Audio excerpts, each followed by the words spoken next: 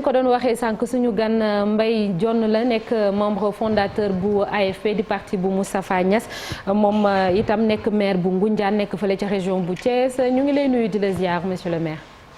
jërëjëf soxna Naata maa ngi lay nuyu di nuyu tous les téléspectateurs de la TFM di nuyu sa co-débatteur yi grand Charles mon ami El Hadj Malick Cheikh Tidiane. Marcel Marcel, mais également mon ami Cheikh Tidiane, Chérif, que je remercie vraiment pour cette invitation.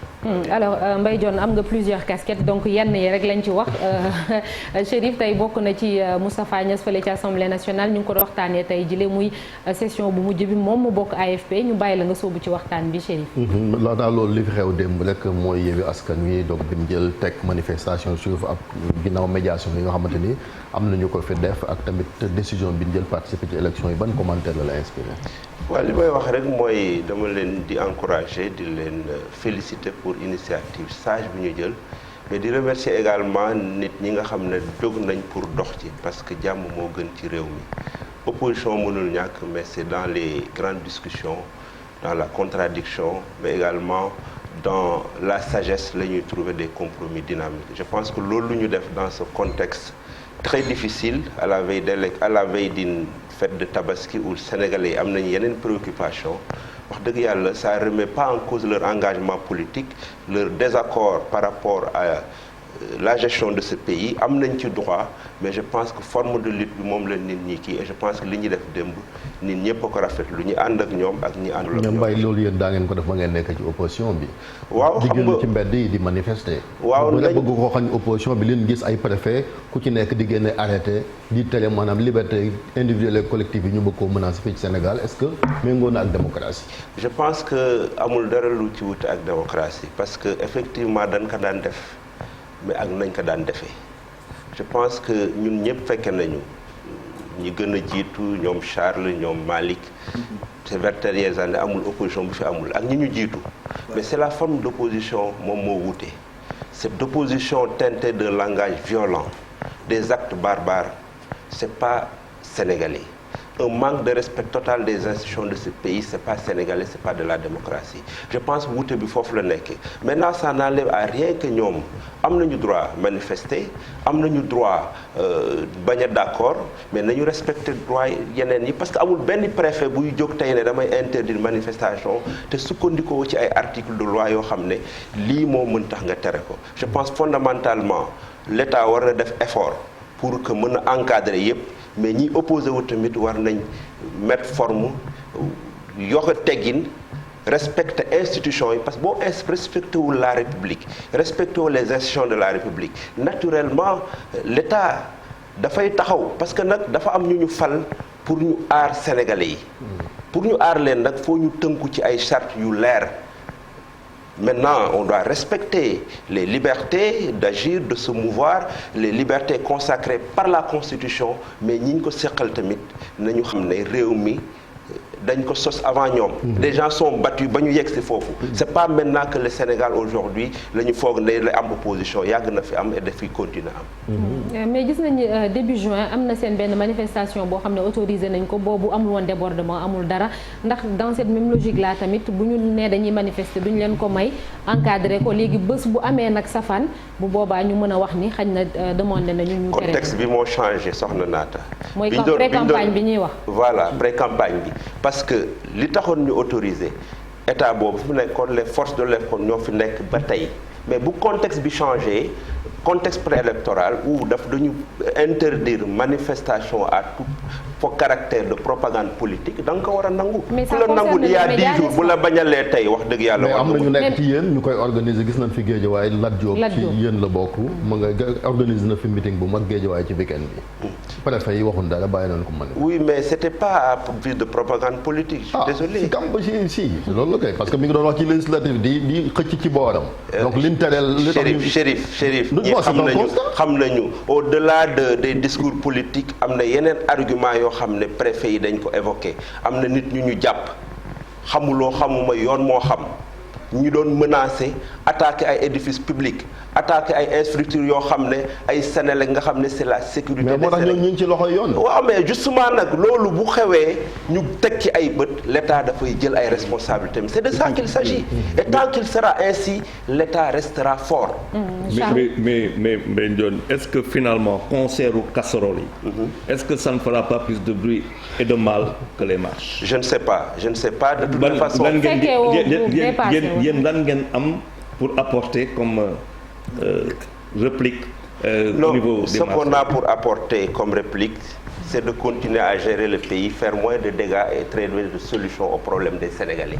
Opposition moom fem bu mu mën a jël tant que mi ngi respecter li ko yoon may état mënu ci dara c'est à l'état c'est à la mouvance présidentielle xam ne ñi ils sont dans le droit li ñu ci def ay sénégalais ñoo ci ànd ak ñoom ñu trouver des solutions ba li ëpp ci sénégalais ànd ci ak ñoom ba nga xam ne élection yi di ñëw buñ ci demee majorité des sénégalais dinañ ko jox Benno Bokk Yaakaar ni ñu ko daan joxe pour man loolu kese la mais toog di xasante di xuloo c'est pas ça il appartient à l'État de savoir que sénégalais am nañu ay préoccupations am nañ d'autres préoccupations que de toog fii di teesante et de trouver de véritables solutions aux problèmes des Sénégalais. C'est là il faut agir. bala ñoo tëj chapitre boobu sax yaa ngi ci secteur bancaire bi est-ce que dans le milieu crise politique bi tension bi am indi wutoon tiitaange gis nañ comme ni ko Charles waxee ku mel ni Babacar Ngom nekk secteur privé bi dem di gis ak waa Yewwi ngir affaire yi delluwaat ci jàmm. waaw xam nga au-delà des aspects yi nit ñi teg seen bët maanaam rey nañu tant de personnes jàpp nañ tant de personnes. C'est toute une économie moom mooy taxaw bu fekkee crise yi dafa am ñun ñi nekk dans le milieu professionnel dans le milieu des affaires bu manifestation amee tout est rendez-vous da nga koy geler. Et c'est des pertes énormes de milliards. Un pays il est géré par des économies. C'est pas la politique qui gère le quotidien des Sénégalais, c'est l'économie. Donc au-delà de ça, nous sommes tous inquiets. Man dama ci yëngatu comme d'autres acteurs, xam nañu c'est des milliards que nous perdons parce qu'un jour de retard, c'est des signatures qui tardent, c'est des rendez-vous, c'est beaucoup de choses yoo xam ne je pense que ñiy agir war nañ xam ne bu ñu bëggee gérer Sénégal, satisfaire société sénégalaise, il faut qu'on crée les conditions d'une bonne croissance économique nga xam ne mooy tax Sénégal. mais débat yooyu nag malheureusement l'économie comme Charles l'a dit liñ ci wax lu bëri à commencer par vous yéen ñi nga xamante ni yéen a jiite war a teg réew mi ci ay émergence ak ci wàllu économie mais politique. Je suis tout à fait d'accord avec toi les responsabilités sont partagées parce que man quand je suis acteur politique mu leer na man j'ai un bilan à défendre j'ai des infrastructures de qualité j'ai une bonne politique sociale j'ai des acquis démocratiques man buñ may woo ci ay violence je vais poser le véritable débat bu fekkee yow da nga mooy woo ci loo xam ne yow bu ñu demee ci véritable question économique question sociale man ma am argument man ma topp la man cuune la et c'est là aujourd'hui nous autres de la mouvance nous devons faire un effort pour éviter topp ñeen ci les débats politiciens qui n'intéressent pas les Sénégalais. Vous vous opposez à l'opposition comme Martin Faye ni mu ko waxee. Non, effectivement, je suis d'accord avec toi. Parce que le président Macky Sall, il a un bilan à défendre. Il a des réalisations palpables. Il a en tout cas une diplomatie rayonnante. Il a des acquis au niveau social.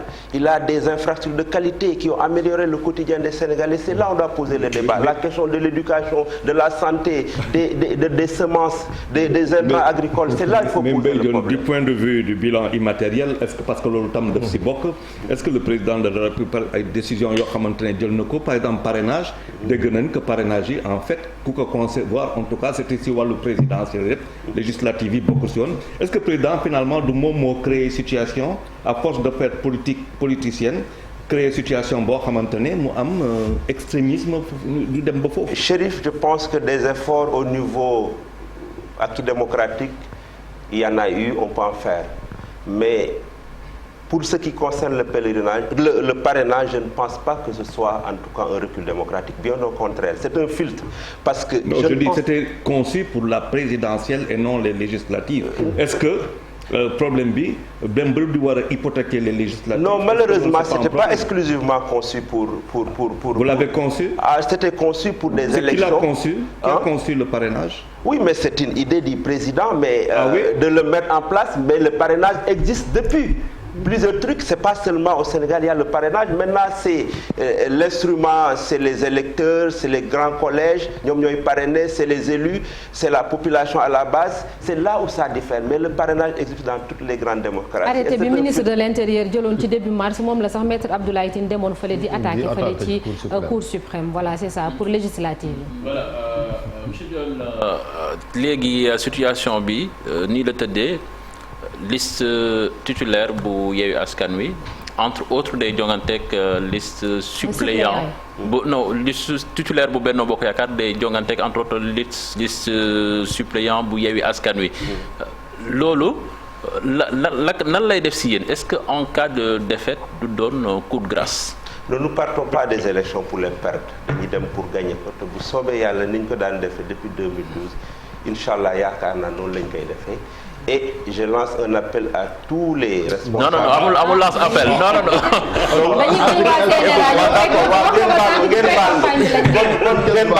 ngeen baal ko donc yaakaar naa nañ ko daan defee noonu lañ koy defee. mais je pense qu'aujourd'hui enjeu wu élection bi boo leen parce que élection bu nga xam ne élection bu am solo la ci avenir politique du Sénégal. ndax kenn ku nekk dafa am loo bëgg ñii dañu bëgg am majorité pour imposer cohabitation. yéen ci seen bopp da ngeen bëgg renforcer waat seen majorité. mu nekk élection yi nga xam ne yu métti la nar a doon. tey jii lan la ñu war a xaar ci élection bi nga xam ne moom la ñu dëgmal. élection bi li ñu ciy xaar d'abord mooy ñun accepter que li conseil constitutionnel décidé ñu dem ci condition yooyu. maintenant il faut plus parler de liste suppléant de Yewwi Askan Wi la liste des suppléants est devenue liste des titulaires. ñaari liste titulaire ñooy dem. maintenant li am solo j'ai l'impression que vous avez reçu un coup de massue. Non, pas de coup de massue. On a reçu aucun coup de massue. Chérif Alaaji Malick. li ma la mën a wax mooy élection yi. na dem ci jàmm. incha allahu rabi les Sénégalais vont voter pour les meilleurs candidats yu ñu yaakaar ne bu ñu toogee dinañ améliorer en tout cas les avancées démocratiques sur la gestion législative. beneen ponk bi Moustapha Niasse. voilà seen leader du bokk ci yooyu élection Moustapha Niasse ku ne xam na ni 10 ans yi moo jiite assemblée nationale jiite également AFP ban jàngat ngay def ci liggéey ba mu liggéey assemblée nationale. dama ciy sant yàlla di ko ndokkeel di wax ne ñun am nañ fierté pour ànd ak moom liggéey man depuis 23 ans bi ñu créé parti bi laa ànd ak moom bi mu lancé l'appel du 16 juin bokk naa ci ndaw yi ko ñu ko wuy si moom moo tax ma def politique parce que dama amoon yéene ci sama gox. kon maa ngi koy sant yàlla bu ma ñëwee tey ba nekk un cadre politique il y a des centaines de cadres yoo xam ne jàng nañ ci wetam et je pense que c'est ça le rôle de l'AFP au-delà des postes au-delà des responsabilités actuelles c'est ñaata Sénégalais ñoo ñëw dugg ci politique ci wetam gil valeurs yi mu doon incarné dans un contexte extrêmement difficile il a osé lancer un appel pour dire que d'accord uma ci réew mi. mais lan moo des ci appel bi maintenant 23 ans. mais ce qui reste c'est moi. c'est mes camarades.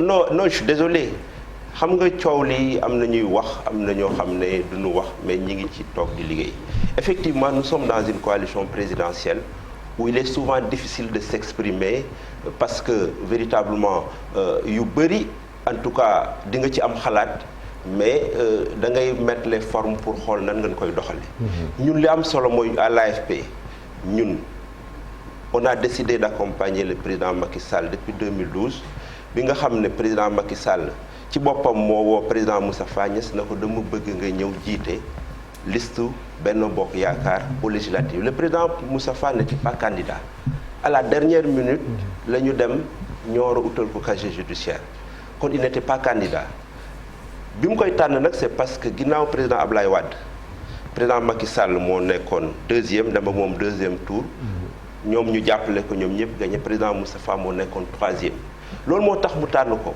bi mu ko tànnee nag yàlla suturaal ko mu diriger assemblée bi ñu gagné liste bi ñu gagné 2012 mu def législature diriger ko ak manière am avec sa méthode son organisation son respect des textes doxal yàlla def 2017 ñu tabaat ko mu def beneen mandat 5 ans muy fukki at dans l'histoire politique de ce pays benn président Amadou Cissé Dia moo fi def 3 mandats beneen président defu ko loolu nag li muy wund mooy constance longévité. mais méthode yi tamit am na ñu koy décrier parce que ci 10 ans yi maa ngi doon compter sax nombre de députés yi nga xamante ne rek boo jëlee kaaw ñu lever seen immunité parlementaire c'est du jamais vu dans l'histoire parlementaire.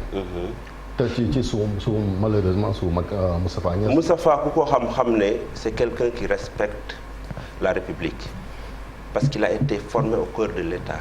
Si aujourd'hui Sénégal am na démocratie bokk na ci jeunes yoo xam ne depuis le président Senghor c'est à 17 ans qu'il a commencé à faire la politique à côté du président Senghor di opposé wu aux jeunesses politiques d'alors c'était très difficile en ce moment nga nekk dans le parti au pouvoir di jàmmaarloog les étudiants avec un milieu étudiantin très révolutionnaire kon kooku kenn mënu ko jàngal la dimension intellectuelle de Moustapha Niasse duñ ko wax donc parce que il a été en tout cas un très grand intellectuel te bu bindee nga ràññee ko bu waxee nga ràññee ko ku fonk état la ci méthode boobu ñu ko formé ak connaissance de l'état l'organisation et la méthode nga xam ne bokk na ci mu jàng ci Senghor noonu la jiite assemblée maintenant mën nga bañ a d'accord mais je pense que amul benn texte boo xam ne mën nga ko invoquer dans ni nga xam ne noonu la doxalee assemblée nga mën duut baaraam ne lii Moustapha kat juum na nii maintenant l'assemblée a été très difficile à gérer parce que nañ ko wax le niveau n'est pas ce que l'on souhaite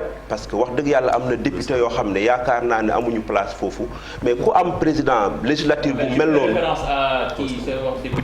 non je vais pas citer personne mais les Sénégalais xam nañu ñu nekk assemblée nationale di saaga ma ne waaw justement bu ma waxee c'est pas parce que damay indexer les députés de l'opposition législature bi pouvoir ñëpp d'accord nañ ñi mooy législature bu en tout cas am na député yoo xam ne ñaanuñu yàlla ñu delluwaat assemblée wala ñu mel ni ñoom parce que il n'honore pas l'assemblée boo amee président bu mel noonu nag jiite nit ñoo xam ne fal nañ mais xamuñu lu tax ñu fal leen dafay metti mais teewul ku nekk dina ko jox cëram dina ko jox gëddëm waaye dina taxaw ci règles yi ak principes yi mais les textes qui font fonctionner cette institution ba yàlla suturaal na ko fukki at yi il n'a jamais été pris à défaut kon ñi ngi sant yàlla di ko ñaanal yàlla mu dem noppaliku ak jàmm continuer di ñu jàppale mais ci wàllu noppaliku bi gis nañ ci soleil nee na moom carrière politique am du dakk fii ci sa gis-gis ak jege bi nga ko jege lan nga yaakaar ne la war a mën a defati ci wàllum politique li mu mën a def mooy comme ni mu ko waxee fonction état moom foog naa jeexal na ci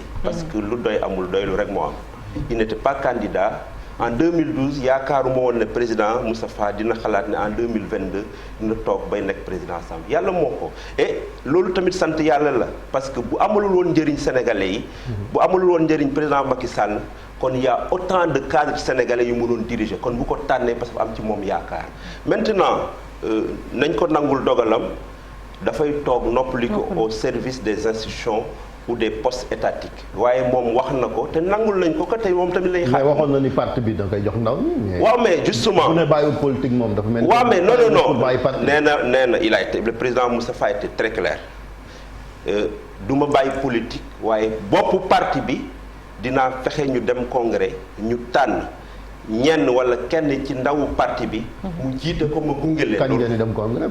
congrès bi bu soobee yàlla dinañ commencé nañ ñu renouvellement structure yi le 9 juin dernier def nañu secrétariat politique pendant 5 heures de temps waxtaan nañu président nee na nañu renouveler parti. parce que am na problème apparemment Chérif après Marcel si après Marcel pour qu'on puisse terminer. Il faut pas réduire l'AFP à Alioune Sarr à Mbaye Dione c'est très flatteur non c'est très flatteur mais li ma la mën a xamal mooy l'AFP bëri na ay cadres yoo xam ne ay góor ak ay jigéen yoo xam ne njort naa ne bu ñu créer les conditions d'un débat démocratique ñu tànn ci kenn wala ñenn war nañu mën a diriger sag la nag ñu lay lim ci ñooñu parce que day wane ne am nga légitimité mais c'est pas Alioune Sarr ak Mbaye Dione kese am na ñeneen te bu soobee yàlla li ñuy ñaan mooy ce processus là ñu doxal ko de façon démocratique des communes jusqu'au niveau national ñu tànn une nouvelle direction boo xam ne dina gën a méngoog jamono ñu doxal ko ba véritablement yéene bi AFP amoon ci réew mi ñu continuer parce que de ça qu'il s'agit. mais est-ce que ragalu leen aussi li dal yeneen parti yi nga parce que fii Sénégal parti toujours dañ koy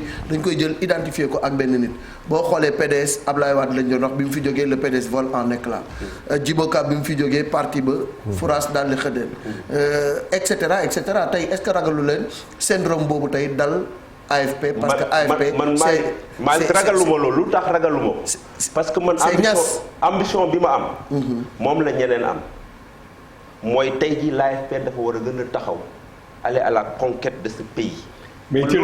mais c'est facile de remplacer Moustapha Niasse. c'est pas facile amul kenn koo xam ne ci ñun. dayoo bi président Niasse amoon mën nga ko gérer parce qu'on n'a pas la même trajectoire politique encore moins intellectuelle. fi mu jaar ci ato amul kenn jaar ci ñun mais c'est aujourd'hui l'heure des gestions collégiales. adduna dafay dox moom moo créé parti bi du yoon def alalam man alal jooju awuma ko mais bu ma bëggee un parti moderne dama koy gérer ak samay nawle ku ci nekk di def sa tuut waaye yow mi yàlla jiital di nga am loo xam ne yow yaay un peu de plus mais gëwuma ne ni président Moustapha Niasse géré woon parti bi kenn am na capacité ni intellectuelle ni financière pour gérer ko mais yéene bi am nañ ko ambition bi am nañ ko tey méngoon nañoo ak jamono ba bu soobee yàlla bu ñu woowee ñi nga xam ne dañu toog di déglu ak sénégalais yoo xam ne yaakaar nañ ne tey jii bu ñu àndee ak ñun AFP taxawaay bi mu amoon war na ko am c'est ça l'enjeu te président loolu la wax donte nekkatul njiit dina toog ñu xelal parce que nag soxla nañ xalaatam soxla nañ xam-xamam soxla nañ relation pour mu jàppale oui alors parlant justement monsieur Dione de la conquête du Sénégal naka la ci ban anam ngeen koy nar a defee est-ce que en 2024 on va aller plus vite que la musique hein en 2024 est-ce que na ngeen di nekkaat ci majorité wala na ngeen di demal seen i bopp waa AFP. ñun on va être conséquent.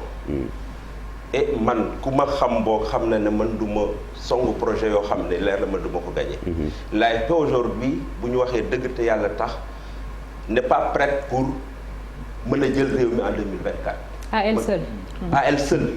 dañu nekk dans une mouvance boo xam ne di jàppale président Macky Sall la ñuy décider. AFP dina ci waxtaan non mais ma xamuma mais AFP dana ci waxtaan. Benno dana ci waxtaan mais décision bu ñu mënti jël l'AFP dafa war a taxaw pour véritablement reconstruire taxaw mobiliser ba ëllëg lu mënti xew Macky Sall mu jeexal tey mu jeexal ëllëg na fi jógee. ça ramène l'éternel débat de la troisième candidature non waxtu bi jeex na Chérif je suis désolé Chérif waxtu bi jeex na merci beaucoup. Mbaye Dione monsieur le maire jërëjëf. sant la gërëm la bu baax a baax moom mooy maire bu Moundiane nekk membre fondateur bu AFP. Alaaji Malick comme yaa nekk ci ginnaaw merci beaucoup Mbaye Dione. degré yàlla moo ko def parce que am na ñoo xam ne 15e lañ jëloon. yàlla loolu la ko jagleel waaye bi mu ko jaglelee tamit teewul servir na réew mi dañuy ñaan yàlla nag. yàlla suturaal ñu ba ëllëg kiy jiite parti bi di jël premier ñun loolu lañ bëgg te loolu la ñuy liggéey bu soobee yàlla. merci beaucoup monsieur le maire Mbaye Dione di maire bu Ngoundiane nekk membre fondateur bu AFP jiite yi tamit Bimaawu merci beaucoup ci wuyu si bi léegi Alaaji Malick dañuy jàll ci l'Observateur ak Journal Record.